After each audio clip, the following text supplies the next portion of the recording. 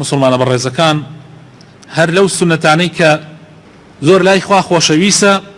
حەدیثێکە کە ئەبوو ئەیوبی ئەنساری بۆمان ئەگەڕێتەوە ئەفەرمێ پێغەمبەری خۆشەویستمان صلی الله عليه وسلم فەرمووی من صام رمضان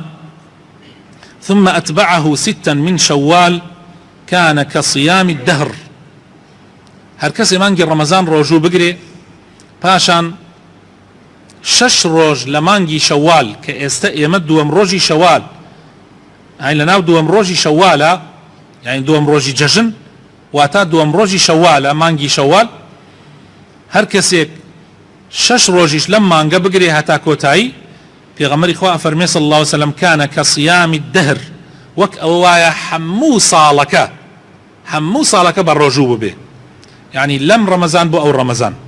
چونکە لای خوای تەعالا خێر یەکبەدەیە لای کەمەکەی تۆ 30 ڕۆژ مانگی ڕەمەزانت گرتووە شەشیش مانگی شەوالی لەگەڵا بخەی ئەکا 36 ئەم 36 لە یەکدانی دەبکە ئەکا 360 و مانگی عەرەبیش یعنی ئەو مانگەی کە ڕەمەزانی پێگرین ئێمە 355 یعنی وەک ئەوە وایە تۆ 360 ڕۆژ ڕۆژوت گرتبێ ئەمەش خێرێکی زۆر گەورەیە ئەمە لای کەمەکەی ئەجرەکەی ئەوەندەیە زانایانمان فەرموویانە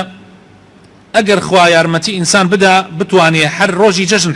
حرامە ڕۆژی تیا بگری یعنی یەکەم ڕۆژی جەژن بەڵام دووەم ڕۆژی جەژن کە ئەمڕۆی ئەکرد جمعە بە دواوە ئەگەر بەدەم یەکۆ بیگری یعنی جمعە و شەممە و ئیتر هەتاکو با بڵێن ئەخیر هەشت ڕۆژەکە بە یەکۆ باشترە ئەگەر وایش نەبێ لە مانگەکە مهم ئەوەیە تۆ 6 ڕۆژ ڕۆژوو بگری کە دەست پێکا لە دوای ڕۆژی جەژن یەکەم ڕۆژ ڕۆژی جەژنە پاشان ڕۆژەکانی تر ڕۆژی جەژن نییە ئێمە خۆمان ناومان ناوە جەژن ئەمڕۆ ئیتر جەژن نییە ئیتر تو ئەتوانی ڕۆژووی تیا بگری بەڵام جمعە بە تەنیا گردنی قەدەغەی لێکراوە ئەگەر ئینسان بۆی جمعەی گرت بێ ئەبێ شەمەش لەگەڵیا بگرێ ڕۆژێ پێشوو یان ڕۆژێ پاش جمعە و شەممە و یەکشەممە و دووشەممە و هەتا کۆتایی 6 ڕۆژەکە ئەگەر بۆت کرا بەردەوام بی لەسەری معنای ئەوە ئەگەینێ کە تۆ دڵت لەسەر ڕەمەزان زۆر گەرم بووە ئەوە لەخوا بەزیا بێ 6 ڕۆژ یان شەوال تیش لەگەڵا گرت بەڵام ئەگەر بۆ تیش نەکرا حەزت کرد ئیسراحەتیە بکەی